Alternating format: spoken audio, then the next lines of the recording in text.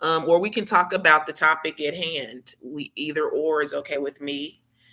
If you want to talk about something in particular, let me know. That kind of thing. And I see you commenting a lot, and I just want to thank you for your support. It means a lot to me. And if you would like to sow seeds into this ministry, um, then here is my Cash App. I do want this ministry to grow.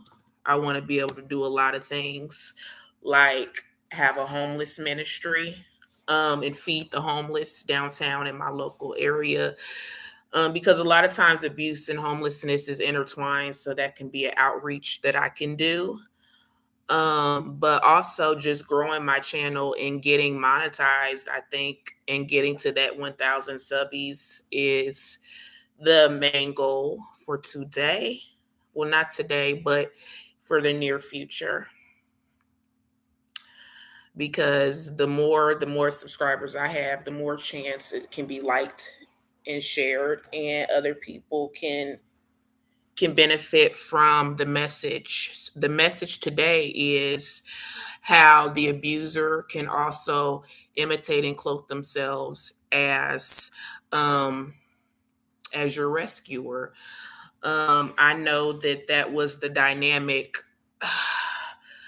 Let's go back. Let's go back even further than my relationship with my now ex-husband. Let's go back in time to when I was a little tiny jit and I was a little girl.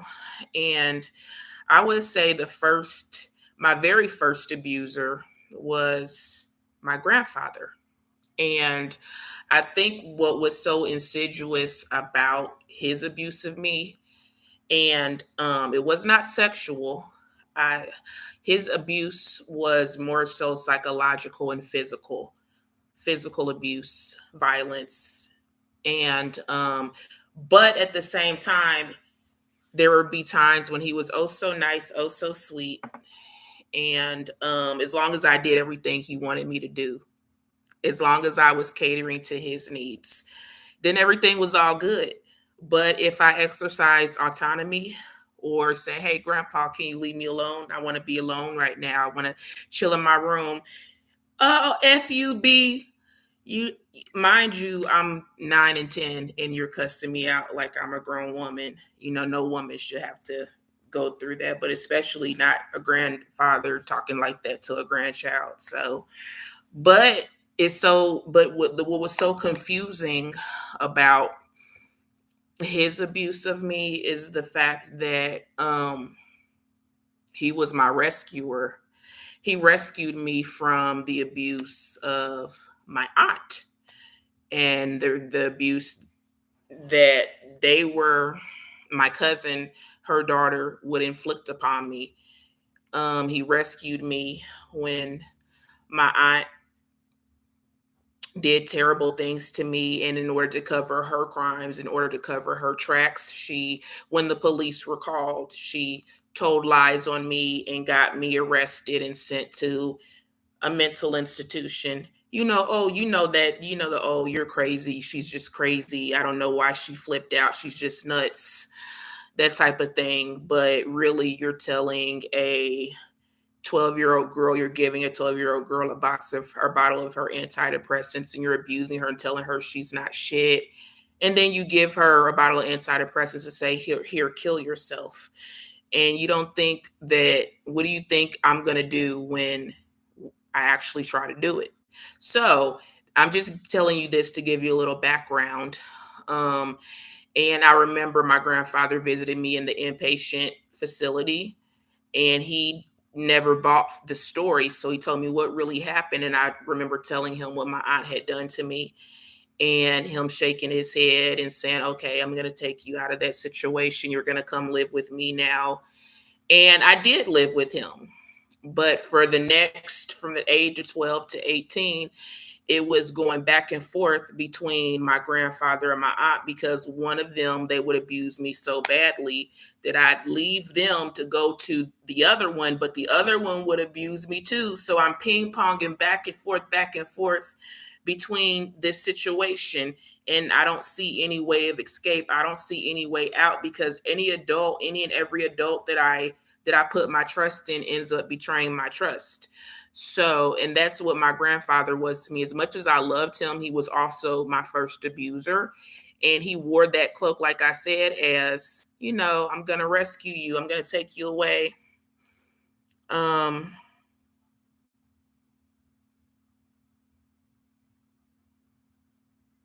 yeah, yeah, exactly. And looking back, in my bloodline is very evil. I could actually show you a picture. I'm going to share my screen with you one of these days. I don't know how to get to the picture right now, but I'll show you a picture of my great grandfather. That was my grandfather's father. And in the picture, in the top left hand corner, is a picture. You can see the demon. You can see a demon. Literally, his demon is behind him, and you can see the face. You can see the evil face, the mouth, the nose. It's even wearing appears to be wearing a fedora. So this is very spiritual.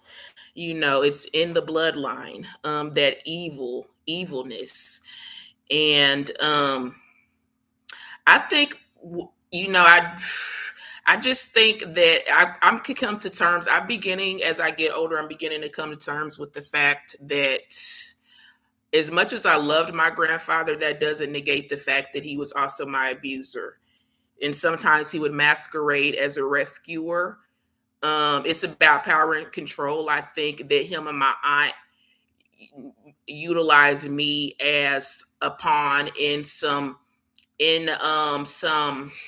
I would say, some unresolved issues that they had. So they would use me as a pawn to get back at one another. I remember clearly the trash talking. One would trash talk with the other. My grandfather told me, never ever trust your aunt. She's not shit. She's extremely jealous of you. And it's not to say that he was telling a lie. He was telling me the truth. That's the truth. That's exactly what the situation was. But the thing is, looking back, you're not no better. So I don't that's one thing that I don't get about abusers. Like, you don't like other people when other people abuse other people, but you yourself are an abuser. And to my aunt's defense, I'm sure she learned how to abuse me by watching my grandfather abuse my grandmother. I'm sure she did, because I remember my aunt telling me a story about how my grandmother, um, as she lay on the floor bleeding, having a miscarriage, as the ambulance was on the way, my grandfather standing over her, cursing her out, calling her everything but a child of God, as she's having a miscarriage, bleeding profusely. So it is, and the weird thing about that is my aunt that I'm telling you about, she is my half aunt. She was not my grandfather's biological daughter. My father, who was my aunt's brother, that they shared the same mom, my grandma, but she had a different father.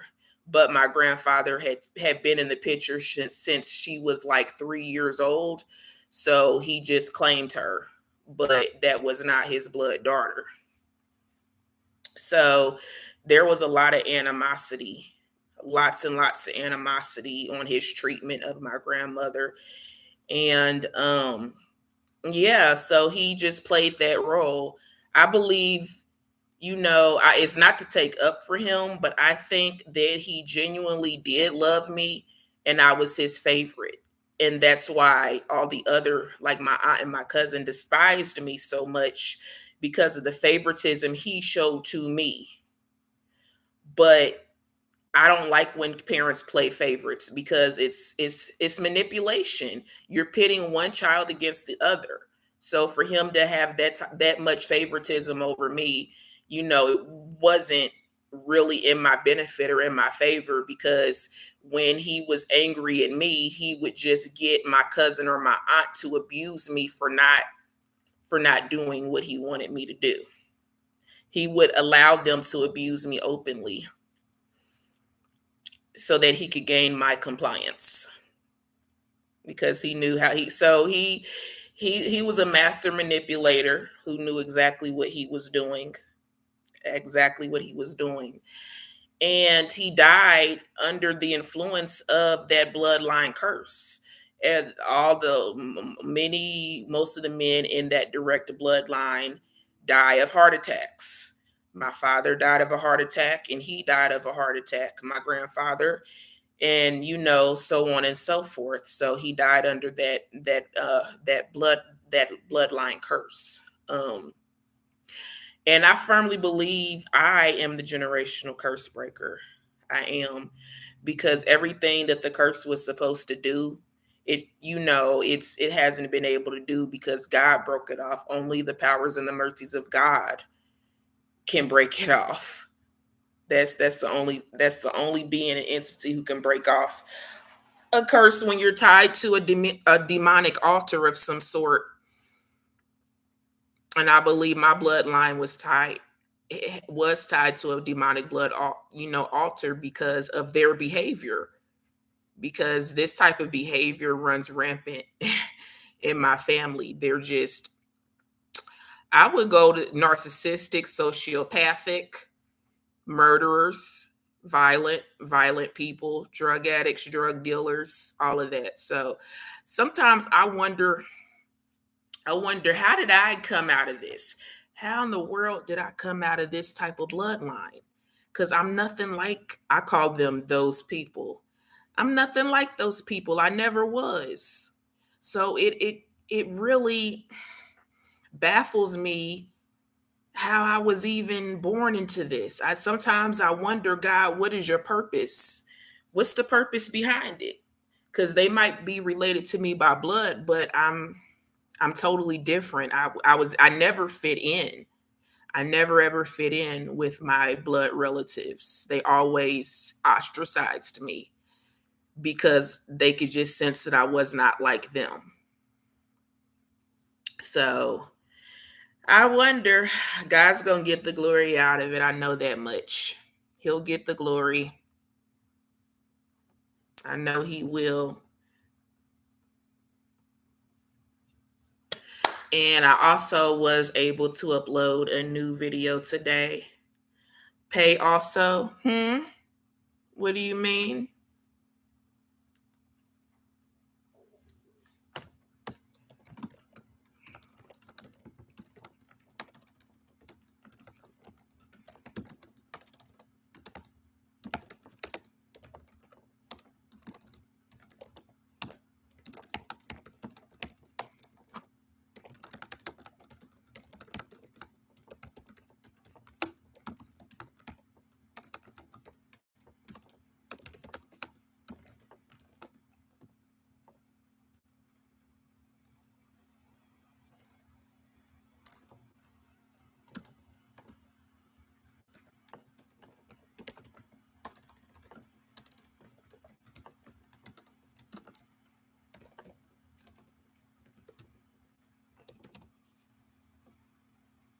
Pay also.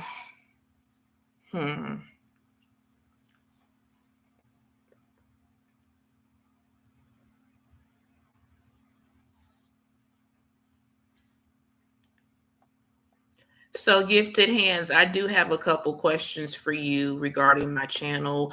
What drew you to my channel? What attracted you to my channel? And do you have anything that you would like me to address on my channel? Any sort of topics that you would like me to go over? Just wanting to see, what might interest my viewers, my subscribers.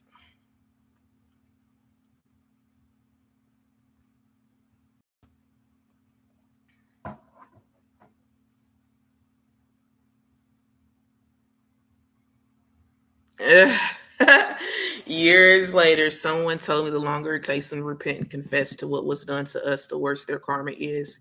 Years later, they still look blessed to me. I'm guessing God is waiting them out. Believe me, no one can escape God's judgment. No one. I see it now. I think I've gone over this before, but an uncle, my aunt that I'm speaking of, her, she has a husband. Well, last I knew, she had this husband. And he came into the picture when I was about 13. He's a creep, he's a pervert, a sexual pedophile and deviant. He never touched me in that way because by the time he came into the picture, I had already been touched and I had already been, down that path with other people. So I knew a pervert when I saw one. So I never let him get close enough to me and for him to try to do that to me. Second of all, by the time I was 13, I'm the same height I am now. I'm 5'11". So had he tried to force himself on me, I would have fought him. I would have fought him tooth and nail. The only thing that was left for him to do was try to manipulate me into sex. But for some strange reason, I would see the leers, I would see the looks, I would see the stares. And he would use me in triangulation and go on and on about my body to my aunt to make her jealous. But he never, honestly, I can say he never tried to come on to me. He never touched me in a bad way or tried to. And I think that was the blood of Jesus covering me even then, to where he knew not to try it. And also at that time, my grandfather was still living. And I believe my grandfather would have shot him dead for doing something to me. So then there was that.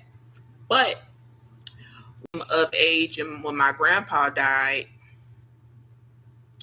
everything you talk about is perfect timing. As a runaway scapegoat, all our stories sound the same. I was drugged and raped in the house I was raised in the Bronx. They're filled with incest. Goodness, you're from New York too? That's amazing because my roots are also in New York. Um, I was born in upstate New York, but my mom's in Brooklyn right now. So, wow, there's definitely not only that connection, but there's definitely a connection. Our stories do sound the same over and over, again and again. Black, white, the stories always sound the same. It's always the exact same story of abuse and degradation, and they lie on you to cover up their crimes. They try to make you look like a culprit. Number one, so they can gaslight you into thinking that you deserve what they're doing, but no one ever deserves their innocence stripped from them, to be used and abused, to be a piece of meat. No one deserves that. But number two, the number two reason they do it is just for the pure enjoyment and pleasure of being able to have power and control over someone else who they view as weaker than them. It's all about power and control. So back to my step uncle. I call him my step uncle, but really he would be an uncle by marriage, but he's none of those things to me. He's a total complete creep. When I was 18 years old, the neighborhood I grew up in, it filled with drugs and all manner of vice, and he would hang out with a lot of different characters. He was a drug addict himself. I never witnessed him or my aunt do drugs, but I knew that there was a big time drug dealer who, when drug dealers get their package in, they have a dope fiend who they let test the product out. And I believe in my heart that that's what my aunt and uncle were and step uncle, her husband, were to this particular drug dealer. He would just let them test the product. So I know there's drugs and stuff. Where I'm like, drugs are crazy. It's crazy that people do drugs and things like that. And he would say things like, "Oh, don't knock it till you try it," trying to manipulate me into smoking crack cocaine. I'm only 18 years old, but I knew then that that's so wrong. Like, why is he trying to? He's supposed to be telling me don't do drugs, kids. But why are you trying to tell me and trying to get me to actively destroy my life? And then I'm thinking to myself, years later, I didn't figure out and put two and two together until years later that he wanted me to become a drug addict so that he could be able to abuse me and use me, pimp me out, sell me off, things like that. But thank you, Jesus. God's hand was on me. I'm gonna read what you put, gifted hands. I was already that bad ASS kid, fast ASS kid. My mom has mental health issues. They had full custody of me from the 90s, etc. Years later, they're still saying that they are unaware of why I'm gone. Yeah, they always say they don't know. That's always the go-to response. I don't know. I don't know why she acts like that. I don't know why she does the things she does. She's crazy. She's nuts. She's fast. She's just fast. She's a hoe. She's a prostitute. That's all she's ever gonna be. Her mammy was a prostitute. So that's what she's gonna be too. She gonna end up just like her nothing ass daddy. They'll say stuff like that. But you're the one who, you're the one who's doing these things to me. Bump what my mom and my daddy did. It's you. It's you who's doing these things to me. It's you who's hurting me.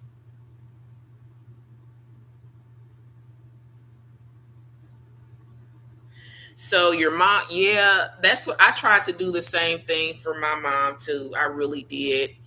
I did, but I don't. Last I heard, I haven't talked to her in over a year. Last I heard, she was facing eviction and for the things that she's done.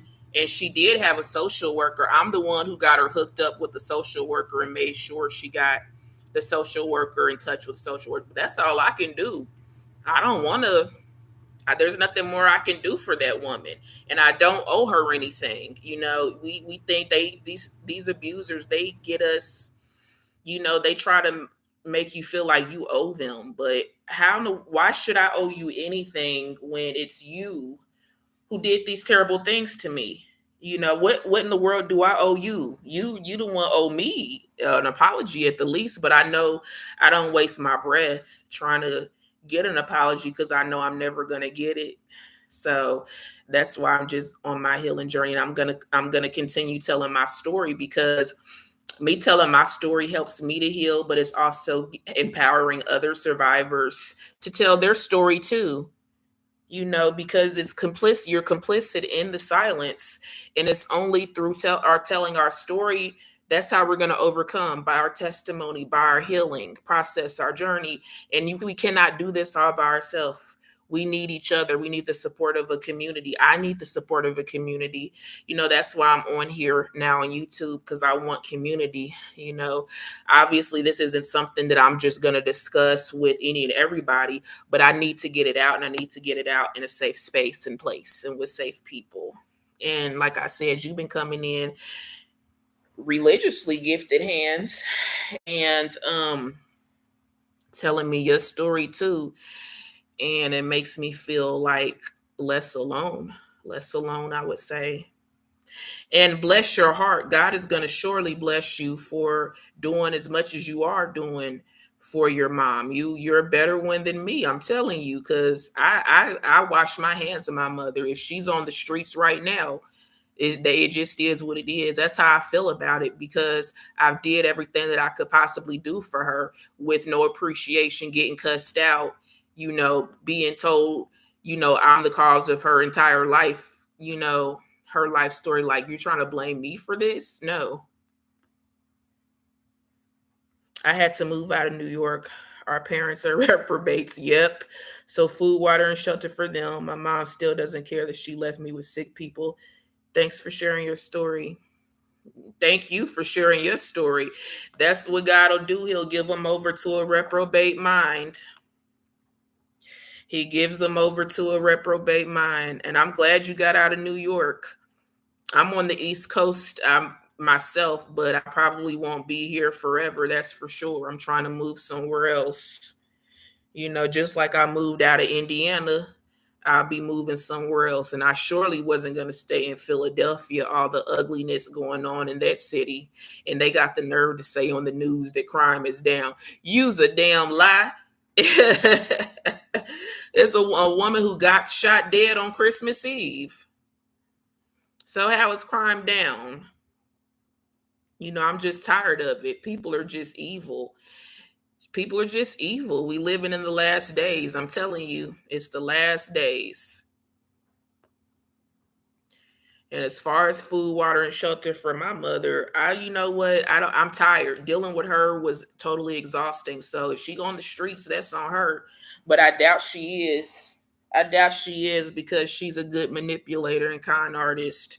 So, she ain't on nobody's street. She all right. God got her. She got her SSI. She got her Medicaid. So I mean, what more can I do? Ain't nothing else for me to do.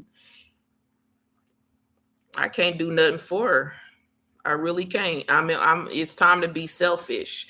This is my season to be selfish and like be focused totally on me. I spent 7 years back and forth to NYC trying to look after her, all for her to get evicted and kicked out of places and pulling out knives on people and getting arrested. And this ain't no young woman we talking about. This is a woman nearly 60 years old, pushing 60, and still and they just never change. They never will because they won't repent. They won't repent. So God is giving them over to that reprobate mind. I'm telling you. Did you have a good holiday, Gifted Hands?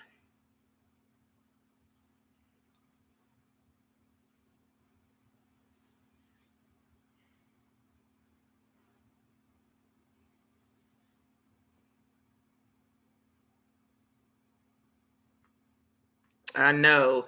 They got their food stamps, they got their SSI, they got the stimulus package. I think Trump's finna give out another $1,400. They gonna play both sides against the middle. And it don't matter who they hurt to get what they want.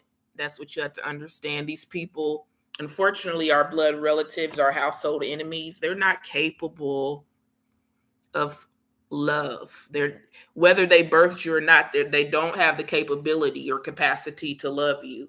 Because my mother even told me, my mother will tell you, I'm a piece of shit.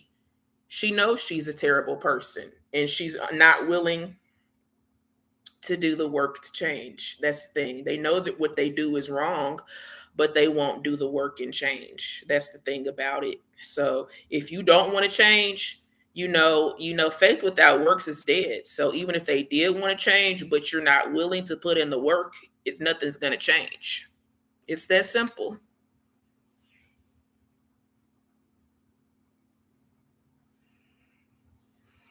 So, like I said, I'm in my selfish season. It's about me. It's about me, myself, and I trying to heal and be on my healing journey. I'm not even trying to worry about no man. I don't care nothing about no man. I keep trying to tell these men, leave me alone.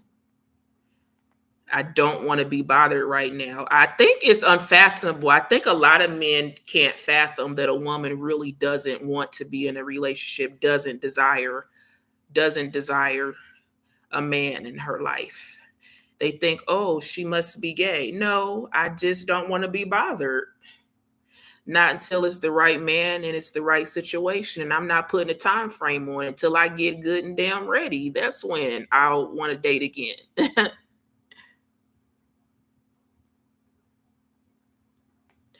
No, I know. And it hurt me so bad for the longest because I wanted that mother daughter bond.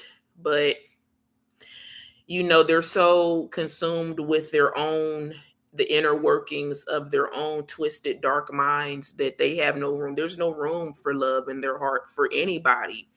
And honestly and truly, how can you love anybody if you don't love yourself? From my experience with my mother, she's told me the things that come out of her mouth is letting me know that you don't love yourself. She does not love herself. And I know that's such a cliche, but it's the truth. You cannot love somebody else until you love yourself. And that's not something that my mother does. She does not love herself at all. She doesn't think she's worth nothing. She thinks she's a piece of garbage. She'll tell you, I'm a piece of trash. That's how she describes herself. At first, I got sucked into it and I felt sorry for her, but then I began to realize, hey, she's telling the truth. She told me from the get go how she really was. So now I don't feel sorry for her anymore because she has the choice to be more than that. is she's choosing to be this way.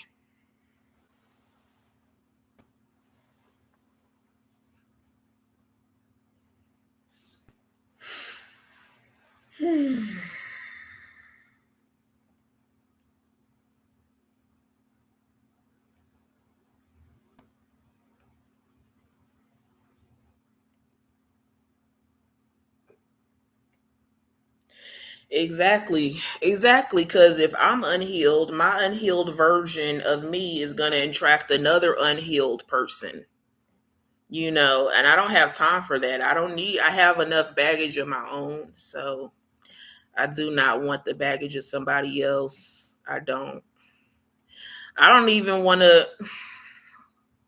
It's a lot. It's a lot. I'll tell you what my situation is right now. I moved from 6 months ago from Indiana to Philly.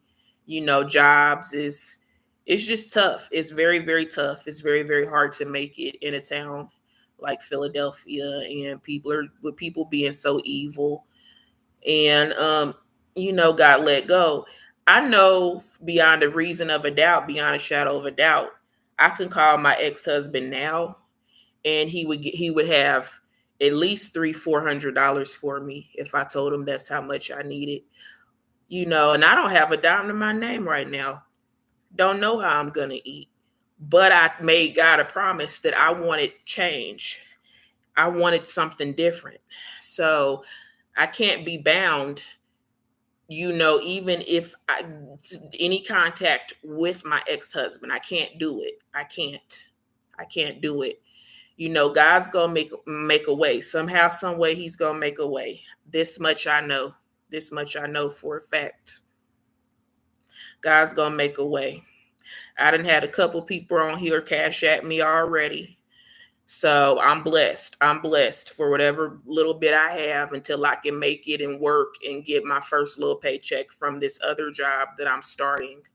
So I'm just happy and I'm just grateful, and it really is hurtful. It hurts me because I've never been in this tough of a financial situation before. I've always prided myself on being able to rely on myself and depend on myself. So it's hurting me. It's hurting me. That I'm asking for donations on Cash App from subbies and stuff. That's hurtful.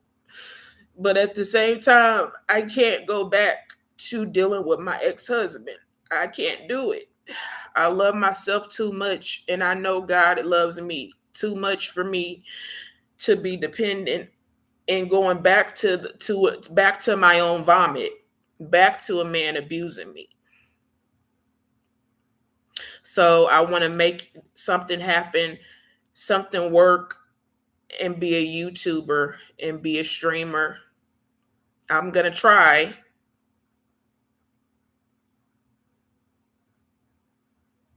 No, I'm not gonna call and I'm not gonna go back. Yeah, I'm a definitely do whatever I have to do.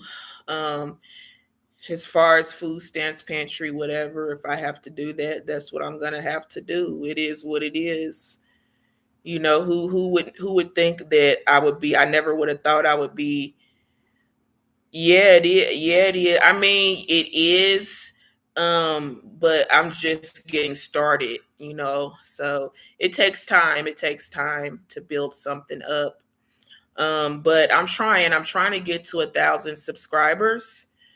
So because after one of the uh requirements to get monetized is to get to 1,000 subscribers, and you have to have 4,000 watch hours, and it's a slow grind, but I don't want to give up. Somebody told me that rethink your YouTube strategy after 100 videos. It takes that at least that many videos, at least, and I don't even have that many videos posted. So it just it's just gonna take time. That's all. Um, but if you could want to donate or pour into this YouTube journey, here is my Cash App. Even if it was only $5 or $10, that is much appreciated. Beggars can't be choosers, and I appreciate it so much. So, yes, just to support my dream, to support my goal, I want this to be a safe place for survivors of abuse, domestic violence, trauma. I'm literally starting from ground zero. I'm literally starting from ground zero. I moved 600 miles away, left everything behind, changed careers. So it's going to be tough. So I'm giving myself grace and space. This is what I was scared of when moving because I'm on a fixed income. I was told to relocate and find shelter and start from there to build myself. So what's your situation looking like now? I'm just curious. Are you in a shelter or were you able to relocate and find a place? God is good. To God be the glory. I do have my own apartment. I do have my own apartment, but the grace of God. So it doesn't have a lick of furniture. That's the definition of starting over. I'm starting fresh from scratch. So I'm just letting God mold me and build my character, and I know he's my provider regardless. So that's what I keep in mind. And that's why I just try to keep a good attitude. And I try to keep on grinding on YouTube, and I hope that God, grants me the desires of my heart, and my YouTube channel is successful. I know that every time I go live, every video that I do, I know you gifted hands, you're making a comment on a video, engaging my platform, and I really appreciate it. So if God is using me to be a blessing to you in any kind of way, I'm all here for it. I'll count it all joy, because that's my number one purpose for being on here.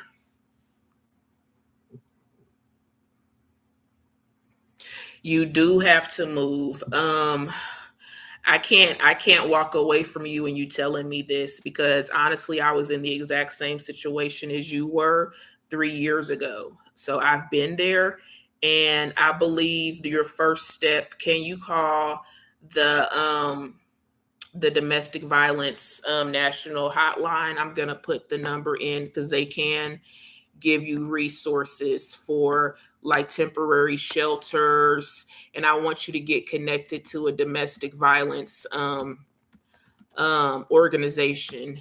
And you do know that they can relocate you from place to place, from state to state. They have the resources to relocate you. I'm gonna put their number down below. 7233, and you can call them, or you can chat. You can text them 88788. If you text 88788, you will talk to a live advocate, and they can give you resources. Oh, you follow me. Oh, you're an OG. You remember my Atlanta Street interview. Yeah. Oh my goodness. You've been rocking with me since then. Oh my God. Praise to God, glory. Um, yeah, but yeah, so you're in the same situation, harassment. But let me tell you something about calling the domestic violence hotline. A lot of times, these organizations don't help you if it's not an intimate partner type of situation. So if they specifically ask, "Are you in an intimate partner relationship?" just say yes. Sometimes you gotta finesse the system to get what you need out the system. I hate to say that, but I would hate for you to get turned away because you say, no, it's not a domestic violence, it's not an intimate partner relationship type thing. So I would start there, because they have databases that can bring up organizations in your specific area. I don't want you to expose your information, your location, or anything like that. That's none of my business. But you can also, I mean, Google is okay, but honestly, if you get hooked up with an organization, they will provide you financial assistance. I promise you, financial assistance to get relocated, deposits on apartments, first month's rent, moving costs, moving fees. They have the funds to give you quite a bit of money. It could be into the thousands that they're able to give you depending on your situation.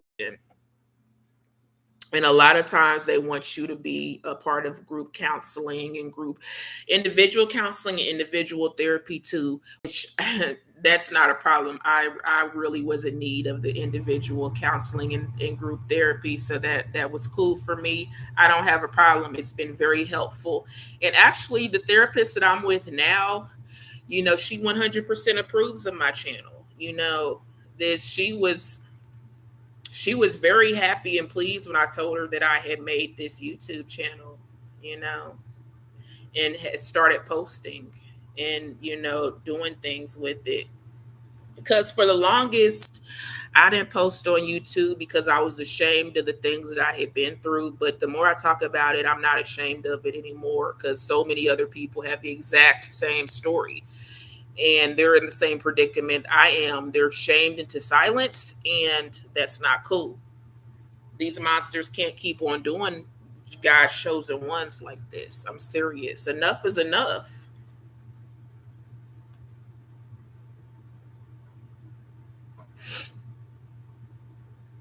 But you'll see the journey, gifted hands. You'll see in real time the blessings that God has in store for me and for you and all for everybody who believes that he's able to do what he says he'll do.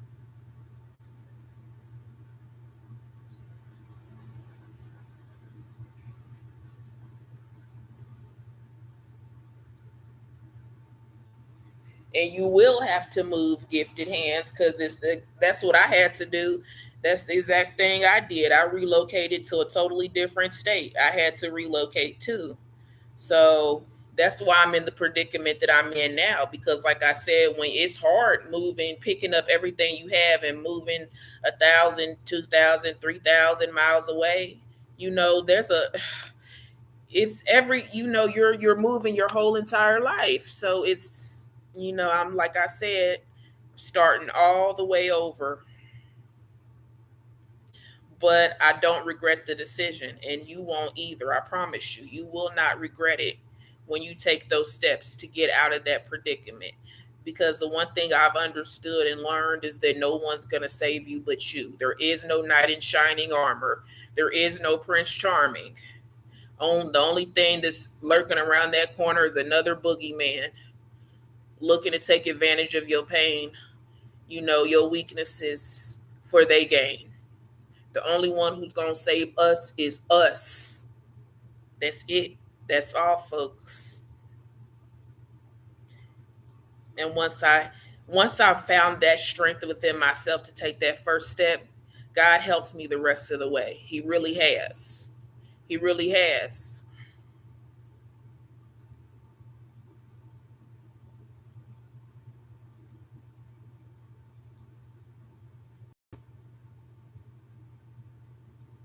Of course they've smeared your name. That's what they do. That's what they did to me in my hometown too. And I believe you're chosen, because a lot of times when we're chosen, the enemy attacks us from an early age, from infancy. So I know you're chosen just like I'm chosen. You're chosen. So I mean that to say a prophet is never ever welcome in their hometown ever. You're gonna have to leave your hometown. You've done it before, so you're gonna have to do it again. You have to move, gifted hands. You got to get out of there. You know that, but I'm telling you that because I want you to be encouraged. I just want to be that encouragement for you. I want to be there for you.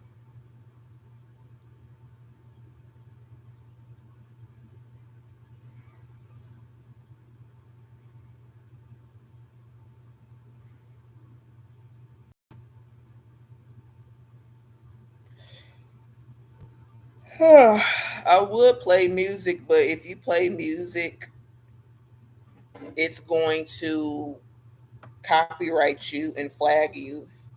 And I'm not monetized now anyway, but let's say I was monetized, this video wouldn't be able to be monetized because I'm playing copyrighted music in the background.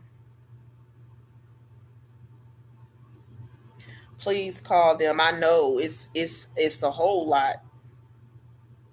It's a whole lot. It's enough to drive you insane.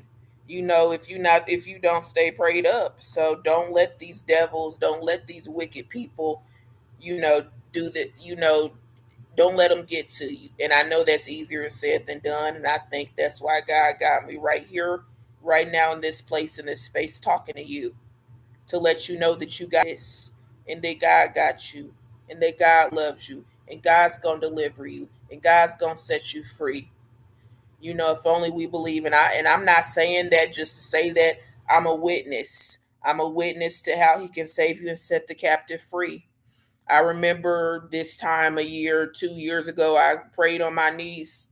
I said, please deliver me from this situation with this man, because I knew I had married the wrong person. I knew this man wasn't the man for me.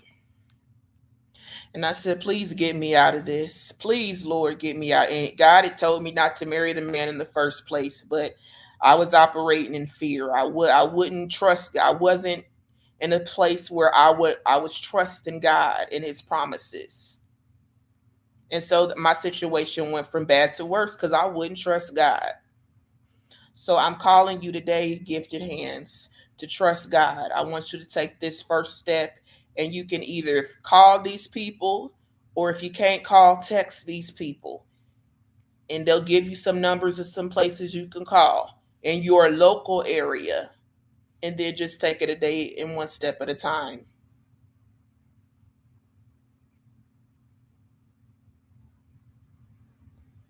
You helped that man. He needs a G. He needs a home attack.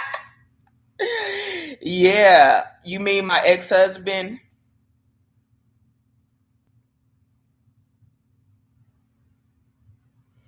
Yeah, that's exactly what he wanted. That's the only reason he married me, because he wanted somebody to take care of him.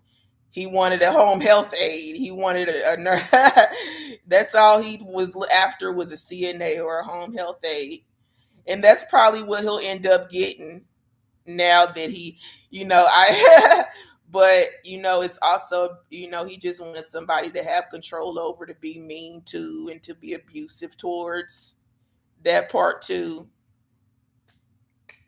He saw my situation and the desperate circumstances that I was in, and it took full advantage of it. I to this day, I don't even think he was even sexually attracted to me. I think he's on the spectrum. Number one, he's my husband's ex-husband's on the spectrum. He's untreated, undiagnosed autism. So yeah, and he can't do nothing for himself. Can't hardly dress himself. Can't do nothing for herself, can't cook, can't clean. You try to clean up, and I kid you not, you'll clean up, the whole house will be clean, but within 24 hours, it'll be stuff all over the place, piled high on the bed, and he'll sleep high on the stuff, all the clothes, all the just weird objects in the bed. It's like he liked the dirt and clutter and confusion, you know, just wanted somebody to take care of him, which I did gladly, because that's the type of woman I am. That's the type of person I am. And he knew that. He knew that, So, but once I finally caught on to what he was trying to do, I fled. I fled the scene. I'm like, once I caught on to what he wanted, what he was really after, and he would have made me his footstool, and I would have wasted my whole entire life being his nursemaid. And he's not caring. He doesn't give a darn that my youth is being wasted taking care of him. He would have been okay with that as long as he had his needs met.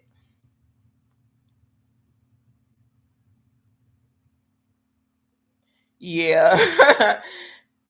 Yeah, that's all he wanted. Yeah, that is all it was, really, just his maid, just his cook, you know, a sexless marriage, no affection. The last, once he realized I didn't want him no more, we started sleeping in separate bedrooms. But my thing is, he wouldn't even sign the divorce papers. I had been gone from him for 7, 8 months when I presented him with the divorce papers, and he wouldn't sign them. That's the part I can't understand. It's over with. It's over. The gig is up. Just sign these papers.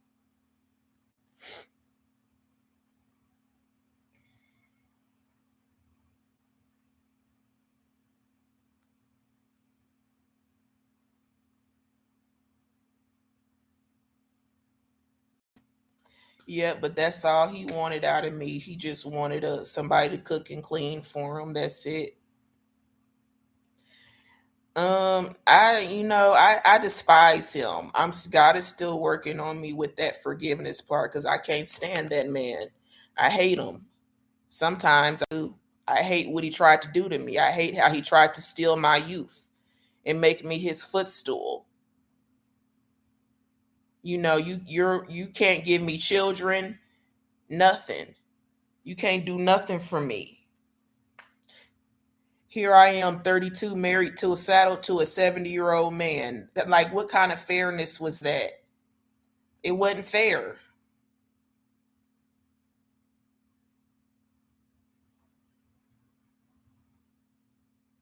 He's wrong for what he did to me.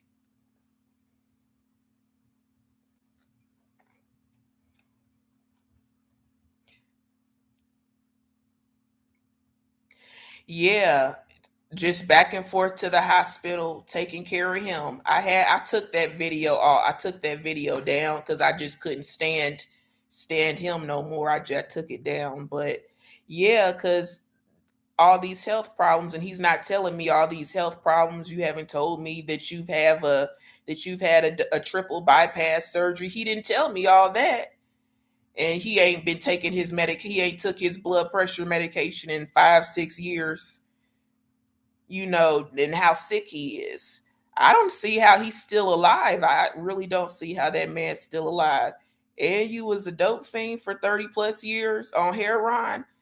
But if you haven't seen my other live or my other video, I told you the last straw reason why I left him is because he had chronic hepatitis B and didn't tell me.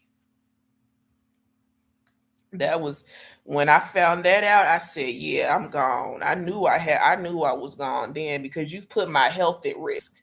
Because we have had sex before, and as whack as it was, we've had unprotected sex, and you can you can transmit that to somebody with unprotected sex, and he was willing to do that and not tell me. So I was like, "Yeah, this man don't care nothing about nothing or nobody. Care nothing about me. He'll ruin my life and not care." I had to leave. I had to leave. I was gone. I was gone 2 weeks after I found that out. I was gone 2 weeks later.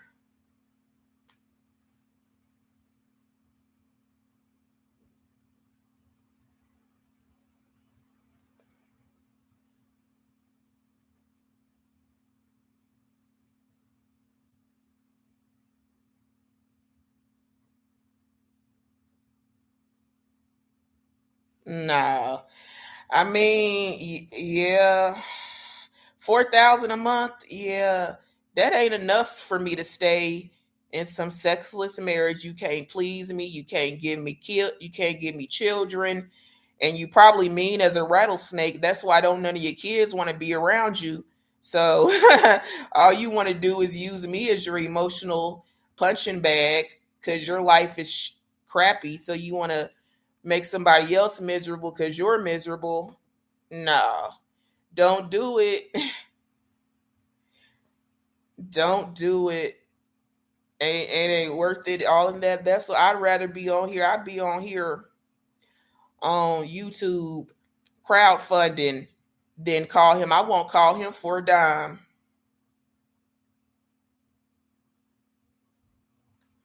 He was a retired vet. When they get old and by themselves, they never tell you. They never do. And it's so funny that you say that because his auntie, my ex husband's auntie, told me don't marry that man. Don't marry him. And she was like, because he's not telling you everything. He's not telling you the full story. Word for word, girl, what you just said is what she told me before she died. And I didn't realize he was being narcissistic. He announced our wedding at that woman's funeral, trying to take the attention away from from her and put it on himself. Just diabolical, I'm telling you.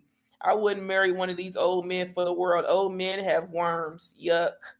To this day, give me a 27, 28-year old. I can't even do no old man, not hardly no man my own age. I can't do it. I need me a younger man. About 27, 28. Yeah, his auntie. He was right. She was. I couldn't see it. I couldn't see it. I couldn't see it. But yeah, God is my man too.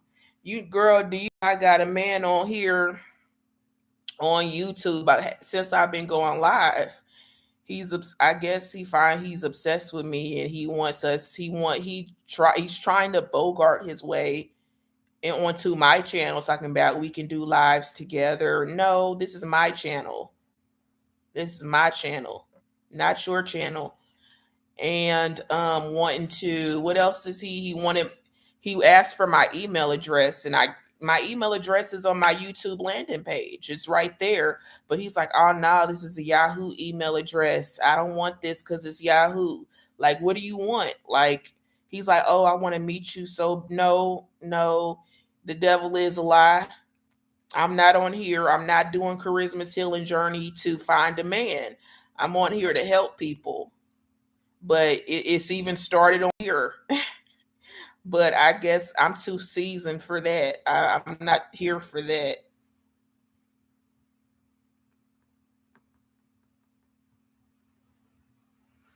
I do want to collaborate with other YouTubers. But he doesn't have a platform of us worthy of me worthy of collaborating with him. He doesn't have a platform that's worthy of that. Um, there are a couple channels that I do want to go on to tell my story. Um, exactly. There are a couple channels that I've been following for years who I want to go on because they're the type of channels where people come on the channel to tell their stories of survival. You know what they survived, what they went through. It's those types of platforms. But just some regular YouTuber with maybe the same amount of, he doesn't even have as many subscribers as I have. He only has like 300 subscribers. No, I'm not collaborating with you. And he wants to, oh, we should meet. And no, we're not meeting nowhere. I don't know you, dude. No. And I'm so happy I'm at the point where I can say that to people now and mean it, and not get sucked into their little whatever, their machinations and what they want to do. No, no. It's so funny how people want to just, I don't know, like, what's the word I'm looking for? They just want a dick ride. They just want a clout chase. Like, you're a whole clout chaser. That's all you trying to do is ride on the coattails of what you see I got going on. And that's not the type of man. If I was in the market for a man, that's not the type of man I want. No, because you need to be having your own thing going on. And if you was really that interested in me when I put my Cash App up, you would have been one of the first people donating and sowing a seed into this ministry. You ain't sold nothing, just want my attention, mad when I'm not. No, I am busy with my channel. I'm not in here to date and cater to you.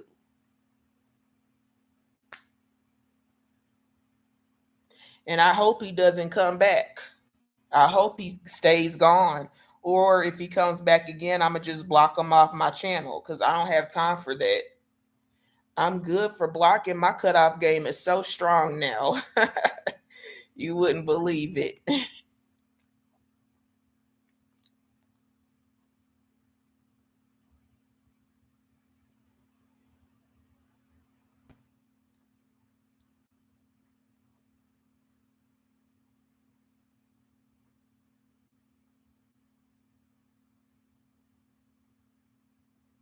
Yeah, please do. I would love to hear your journey on that, gift to hands. Yes, just email those channels.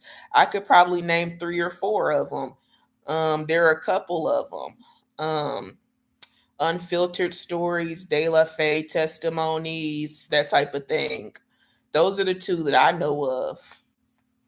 And they have a lot of different, they have lots of subscribers. Both of these channels have at least 1 million subscribers apiece. So they're legit. I encourage you to tell your story.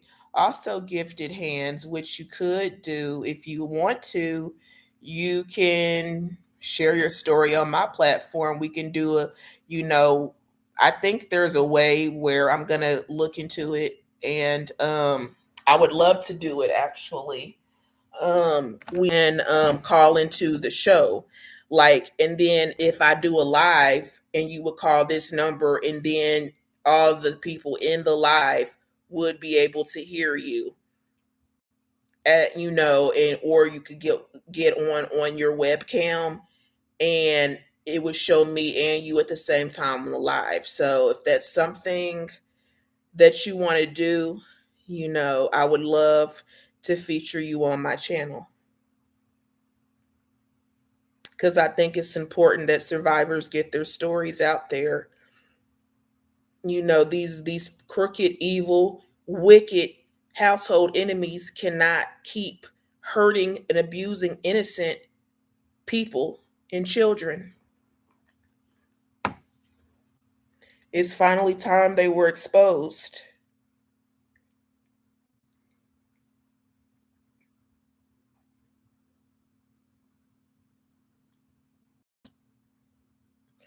Yeah. Oh, okay. So you mean that they'll try to lay hands on you? Oh my goodness.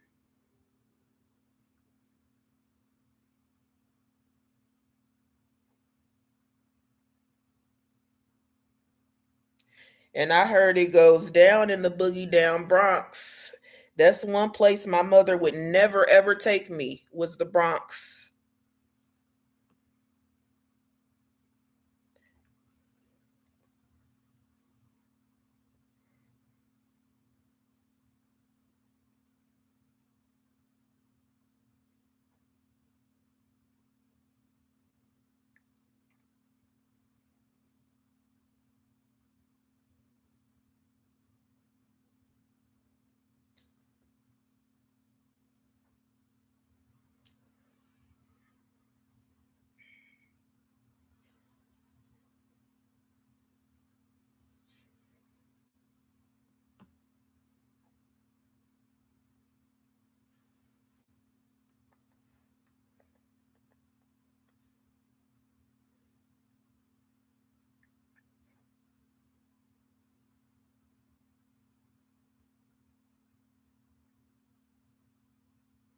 Are you still there, Gifted Hands? Because first it said zero, and then it said, now it says somebody's in here. Let me see something.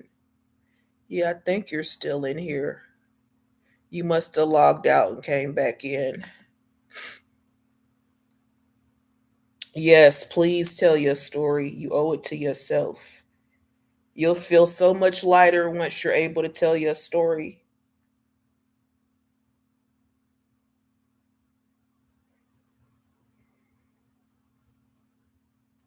So, so, so much lighter.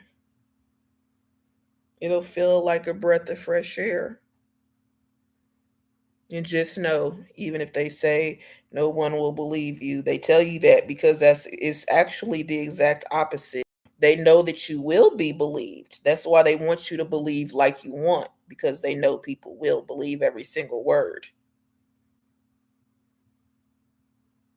And they don't want who they really are to get out there, but we all know the truth. I know you're not lying. Yep. Yep. Honestly, yeah, go do them, because I'm gonna try to get on them too. So yeah. I mean, it's whatever you do, whatever God puts on your heart to do, or where God tells you to go. But who knows?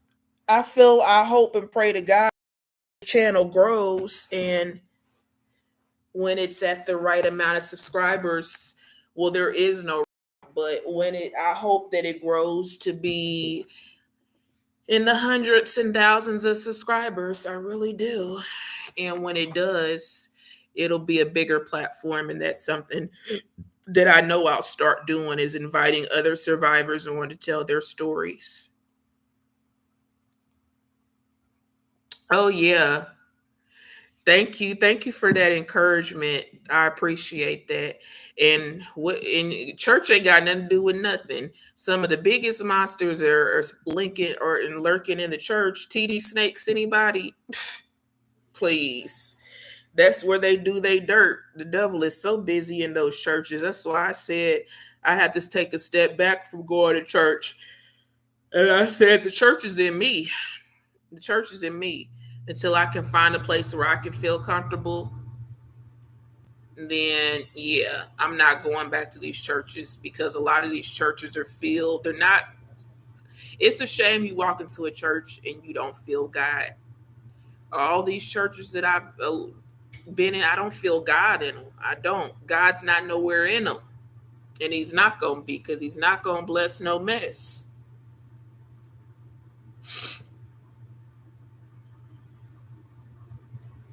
So I guess I just do the online church thing, preach my sermons when God has a word for me to preach on, that type of thing. Always reading my Bible and praying. But you say my channel will grow before you know it. Lord, please let it happen. Please, I say, I believe you, but I'm just trying to be patient, because it's kind of slow motion right now. But slow motion, slow motion is better than no motion. That's what they say.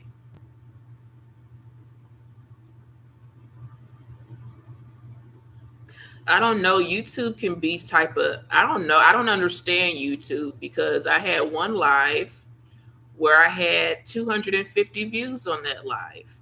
But ever since that day, I've struggled to get 3 and 4 people in my live. I don't understand. It's like YouTube's just not pushing my videos. But like I said, I'll revisit my strategy after I've done 100 videos, because I ain't done nearly that many videos. And the lives and the shorts I don't count. I'm talking about the videos I've uploaded, and I try to be consistent. Some people post 3 and 4 times a day, but I just can't do it. I can't do it. But I'm a commit to posting once a day though. So I already posted one for Sunday, because I do have a new video I just uploaded called 5 Signs You May Be Dealing with an Abuser or Manipulator. Yep. So I have that video out, and I'll do another one tomorrow, and another one, and another one, and another one. And we'll just, pray and know that God is going to grow in Jesus' name.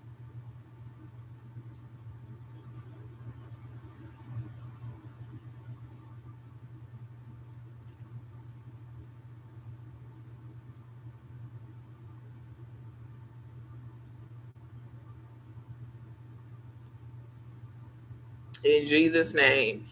I'm staying prayed up. Thank you for your encouragement, though. That means a lot.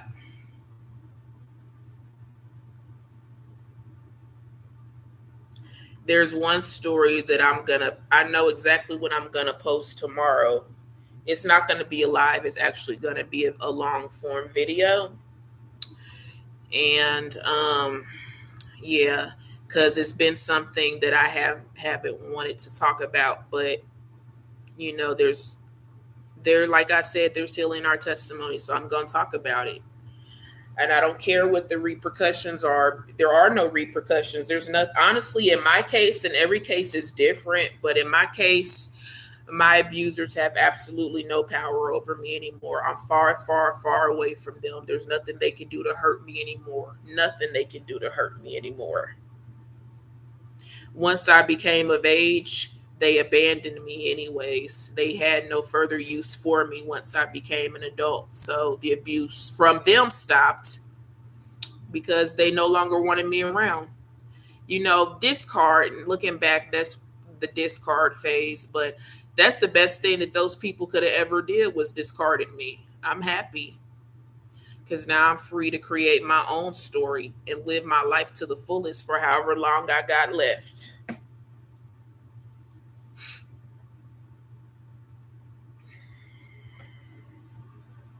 And I left them right where I found them. So, yeah.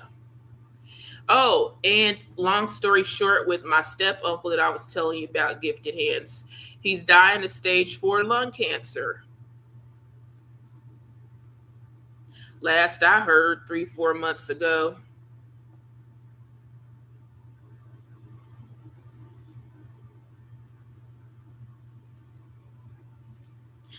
This is my season for grace. Yeah, they want you for what you do for them, for sure. My only reason my aunt even bothered with me is because when my father died, my grandfather got an insurance policy out on my father, and it was, what's going to me. So she figured if she takes care of me, then she can get access to that life insurance policy. But she never did. She never ever got it. And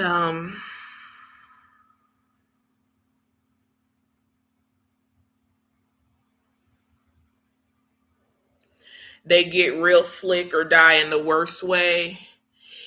They get real sick or die in the worst way. Yeah, they do. They really do. It's you in my the step uncle, and I'm telling you about. He's died a slow, painful death because not only does he have stage 4 lung cancer, but he got a tumor in that's pressing against his spine in such a way that my aunt says he'll be curled up in a ball in the bed in excruciating pain, and not even the pain pills help with it. That the pain he's in, the pain pills don't help, not one bit.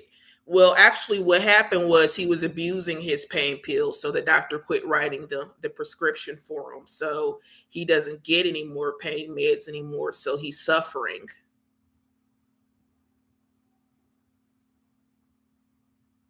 Yeah, just the object, just a means to an end, someone that they can,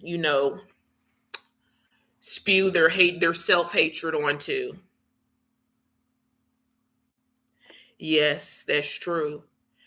Me telling my story, that's my way of letting go, because every time that I write or do one of these videos, I feel lighter and lighter and lighter.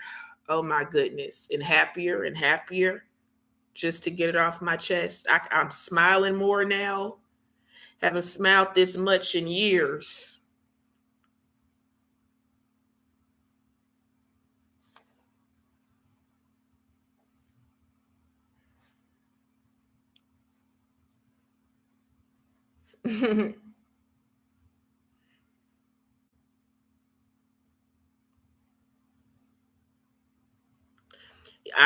Yes. And when I'm working with these children, I'm singing them songs they like. If you're happy and you know it, clap your hands. If you're happy and you know it, clap your hands. It's just the joyful little things. I feel like I'm nurturing my inner child, in a way that it was never nurtured. I can be silly and goofy.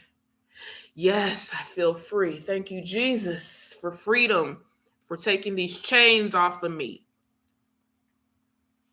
for taking these chains off Gifted Hands, taking these chains off our mind, our body, our soul, and placing the blame squarely where it belongs. Not on us, but on them, on the people who did what they did to us. The blame rests squarely on their heads. Lord, you going to take care of it, Jesus. You take care of it, and I'm just going to let it go. That's the prayers I be praying.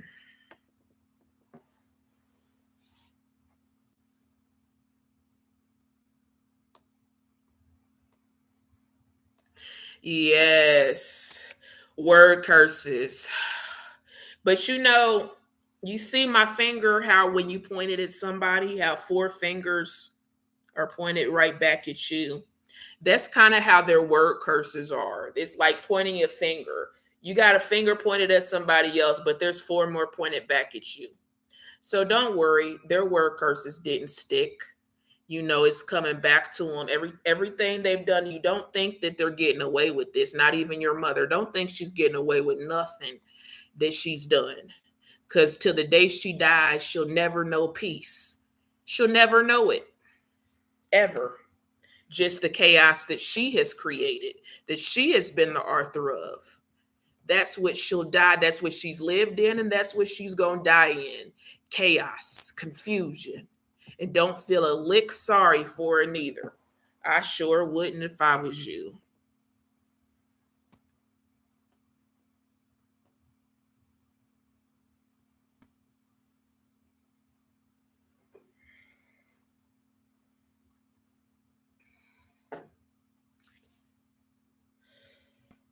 Well, it's been real. It's been real chilling with you, Gift to Hands. Check out my new video I uploaded and be on the lookout for my new video that I'm going to upload tomorrow.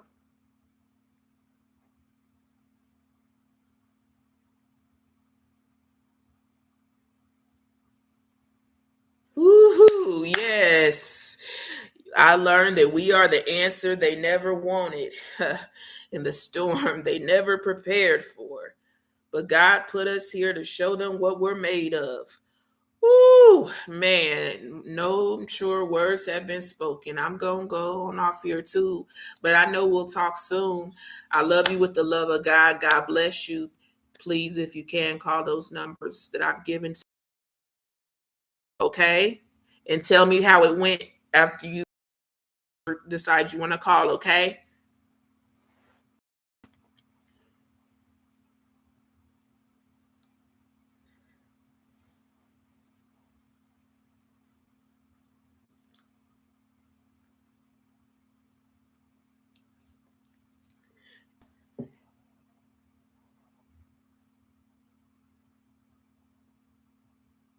Peace and blessings to you. God bless you. Bye.